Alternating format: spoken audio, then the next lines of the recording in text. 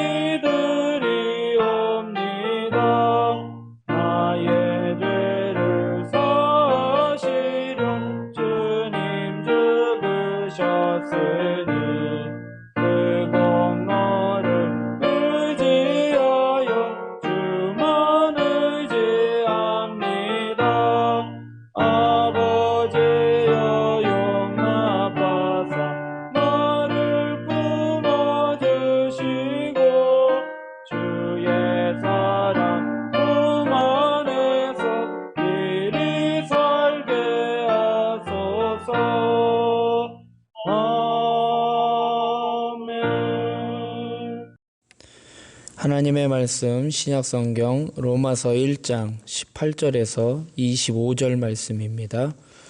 신약성경 240면 전후에 있는 로마서 1장 18절에서 25절 말씀 제가 봉독하겠습니다.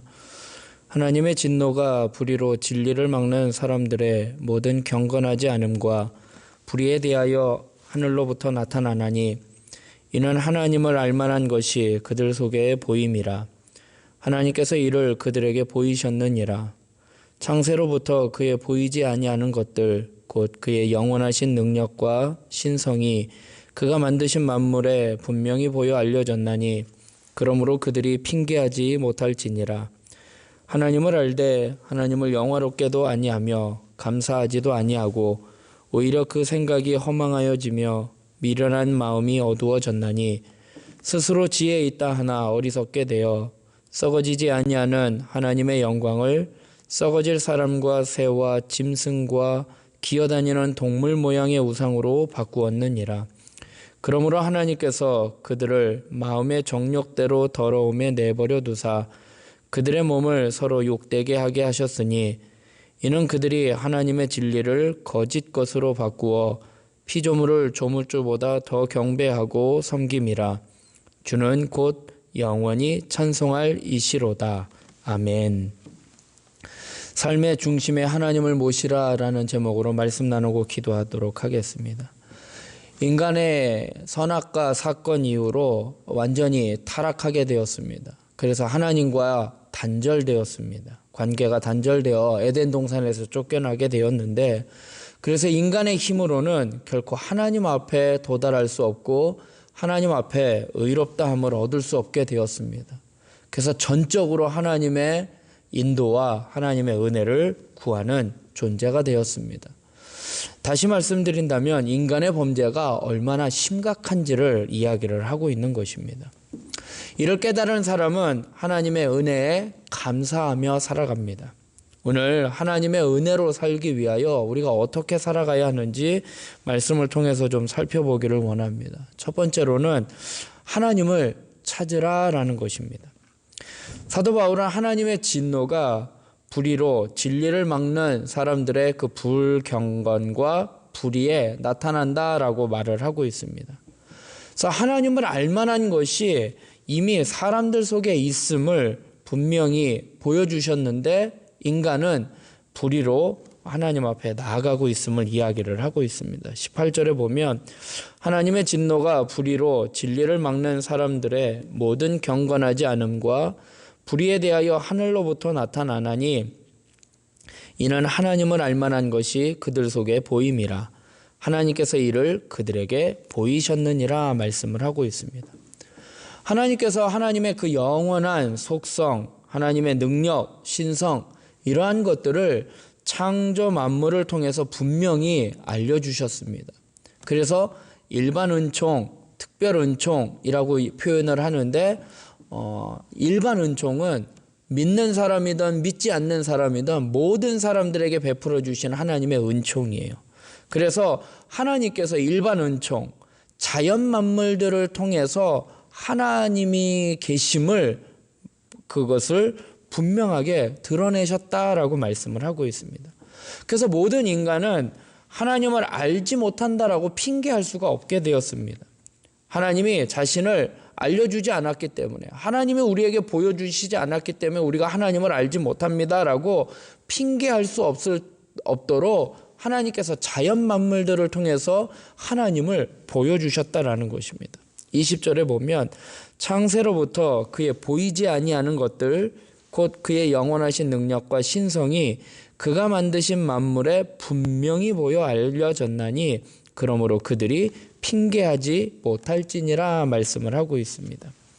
자연 만물들을 통해서 하나님의 일반 계시가 주어졌기 때문에 모든 사람들은 이 일반 계시를 통해서 하나님의 존재를 알 수 있게 되었습니다.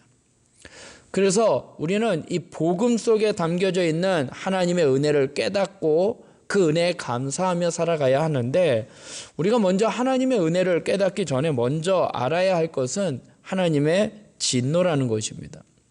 자신의 존재를 분명히 알려주시기 위해서 하나님 앞에 하나님이 자연 만물을 통해서 모든 것을 알려주셨는데 그 하나님을 찾지 않고 오히려 불의를 행하며 진리를 막는 사람들에게 하나님은 진노하신다라는 사실입니다.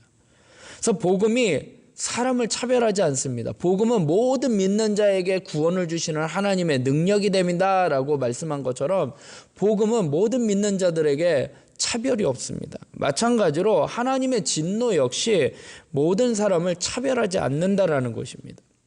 하나님은 죄를 짓는 이스라엘 백성들에게도 진노하셨지만 그들을 진노하시기 위해서 그들을 심판하시기 위해서 도구로 사용했던 이방인들도 교만해지자 하나님이 그들을 심판하신 것처럼 하나님은 죄가 있는 곳에는 차별이 없으신다라는 것입니다. 차별이 없이 모두에게 진노하신다라는 사실을 기억하시기 바랍니다. 그런데 이 하나님의 진노를 피할 수 있는 비결, 피할 수 있는 방법은 뭐냐? 바로 하나님을 찾는 것입니다. 하나님은 우리에게 여러 가지 방법을 통해서 자신의 존재를 드러내셨어요. 알게 해주셨습니다. 그렇기 때문에 우리는 그 하나님을 발견하고 하나님을 찾고 그 하나님이 보여주신 그 은혜에 하나님의 베풀어 주신 사랑에 감사하며 살아가야 한다라는 것입니다.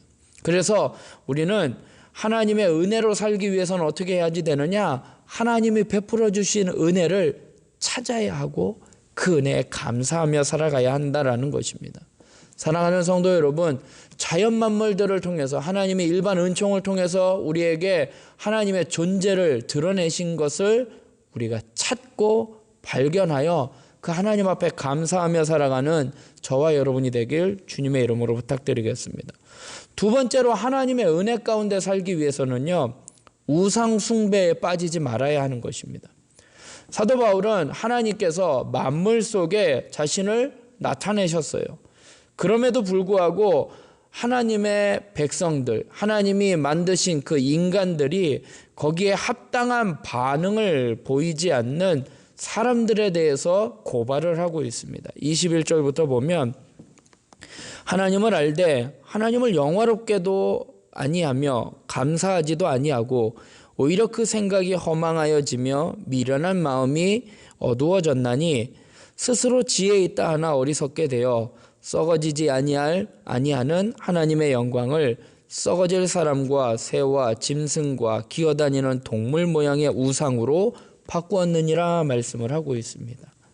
그러니까 죄에 빠진 인간들은요, 하나님을 알만한 것들을 자연 만물들을 통해서 보여주셨는데 하나님을 영화롭게 하지도 아니하고 감사하지도 아니하고 오히려 하나님의 자리에 하나님을 모시지 아니하고 하나님이 만드신 그 자연 만물, 오히려 썩어지지 아니할 하나님의 영광을 썩어질 것으로 그것으로 우상을 만들어 그것을 경배하고 있다라고 말씀을 하고 있습니다.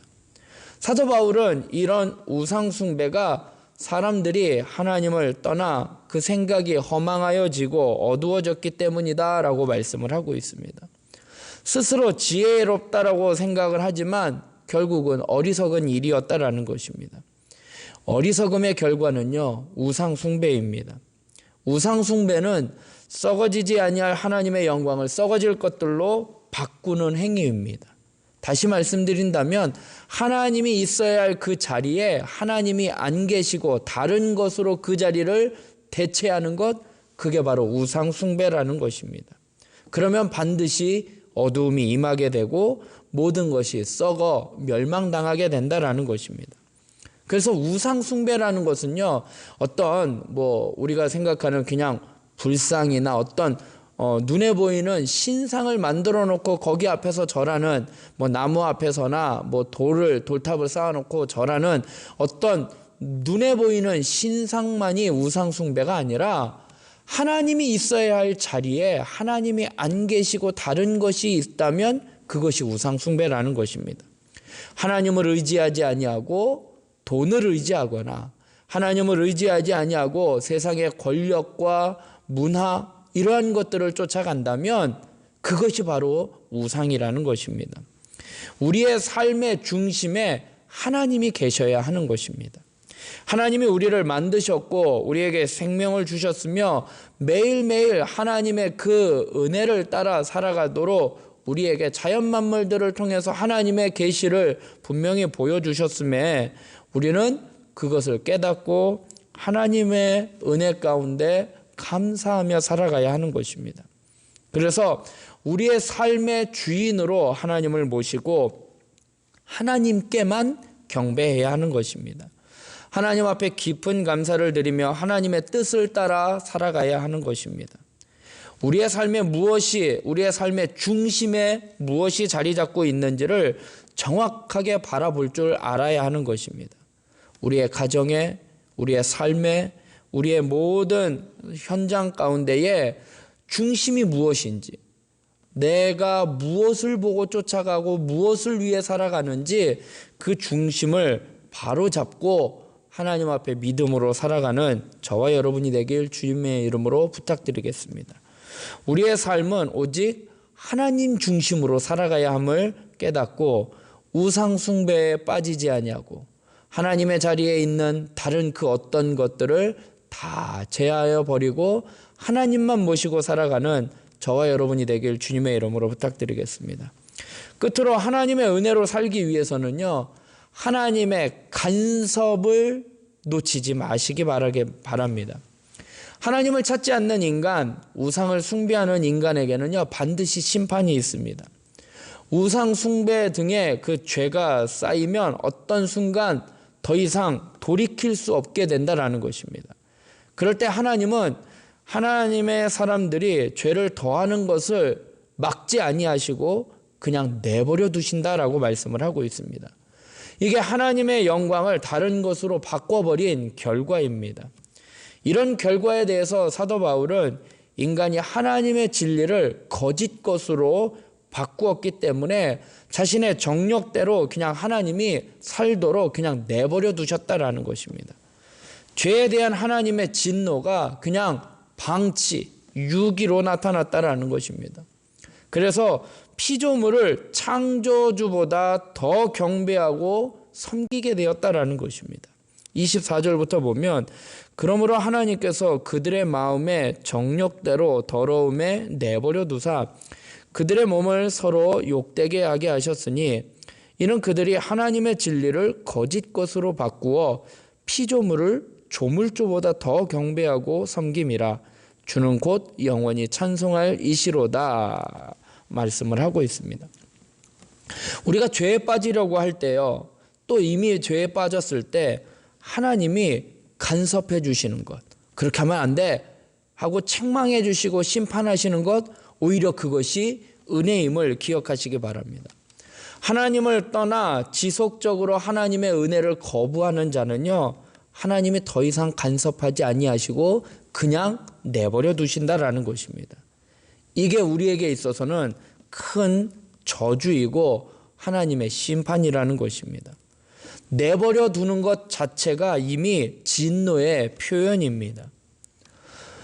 주일날 말씀을 제가 이제 매일 이렇게 격일로 말씀 카드와 함께 말씀을 나누는데 주일날 나누었던 말씀인 것 같아요. 사랑의 반대는 미움이 아니고 사랑의 반대는 무관심이다라고 말씀을 나눴던 것 같습니다. 정말로 무관심은요, 사랑의 반대예요. 하나님의 사랑에 반대되는 것 무관심이라는 거예요. 하나님이 그냥 내버려 두신다는, 방치해 두신다는 거예요. 그게 큰 진노요. 그것이 큰 죄라는 것입니다. 그래서 내버려 두는 것 자체가 이미 진노의 표현인 것처럼 우리는 우상을 버리고 하나님의 은혜 앞으로 나아가야 하는 것입니다. 하나님께서 우리의 삶에 찾아오셔서 그렇게 하면 안 돼 라고 어떨 때는 채찍질하고 어쩔 때는 좀 책망하시고 우리를 심판하시는 것이, 그것이 간섭, 귀찮고 그것이 힘들게 생각할지라도 오히려 그것이 은혜임을 기억하시고, 우리는 언제나 하나님의 간섭하심, 하나님이 개입하시고 지도해 주시는 것에 우리는 감사하며 살아가는 저와 여러분이 되길 주님의 이름으로 부탁드리겠습니다. 우리의 삶에 찾아오셔서 다시 말씀해 주시고 잘못된 것을 알려주시고 바로잡아 주시는 그 주님의 은혜를 깨닫고 그것이 오히려 큰 은혜임을 생각하고 감사하며 살아가는 저와 여러분이 되길 주님의 이름으로 부탁드리겠습니다. 우리는 우상을 버려야지 됩니다. 그리고 하나님을 찾아야 하는 것입니다. 내 삶의 중심이 하나님이 아닌 다른 것이 자리 잡으면 안 된다라는 것입니다. 삶의 중심에 하나님을 주인으로 모시고 우리의 삶의 영적인 어두움이 사라지며 빛이 들어오실 수 있도록 하나님이 내 삶 가운데 개입하셔서 하나하나 지도해 주시고 간섭해 주시고 이끌어 주실 수 있도록 하나님을 내 마음 가운데 모시고 하나님 앞에 감사하며 그 은혜에 순종하며 살아가는 저와 여러분이 되길 주님의 이름으로 부탁드리겠습니다. 잠시 기도드리겠습니다. 사랑의 하나님, 오늘도 하루의 삶을 주님께 맡겨드립니다. 하나님께서 우리의 삶 가운데 찾아오셔서 개입하셔서 간섭하여 주시옵소서. 귀찮은 것이 아니라 그것이 오히려 큰 은혜임을 깨닫게 하여 주시고 일일이 말씀하여 주시고 깨닫게 하여 주시고 지도하여 주시고 이끌어 주사 우리가 하나님 죄 가운데 빠지지 아니하도록 하나님 우리의 삶을 인도하여 주시옵소서. 하나님 오늘 하루 하나님의 은혜 가운데 살아가기를 원합니다.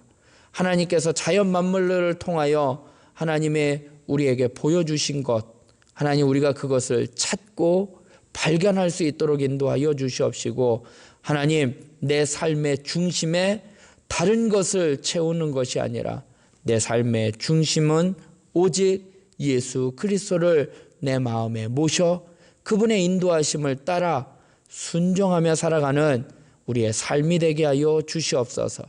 그렇게 살기를 원하오니 하나님 붙잡아 주시고 인도하여 주사 오늘도 승리하며 살아가는 삶이 되게 하여 주시옵소서. 감사하며 예수님의 이름으로 기도드리옵나이다. 아멘. 하늘에 계신 우리 아버지여, 이름이 거룩히 여김을 받으시오며 나라의 임하옵시며 뜻이 하늘에서 이룬 것 같이 땅에서도 이루어지리이다. 오늘날 우리에게 일용할 양식을 주옵시고 우리가 우리에게 죄 지은 자를 사하여 준 것 같이 우리 죄를 사하여 주옵시고 우리를 시험에 들게 하지 마옵시고 다만 악에서 구하옵소서. 대개 나라와 권세와 영광이 아버지께 영원히 있사옵나이다. 아멘.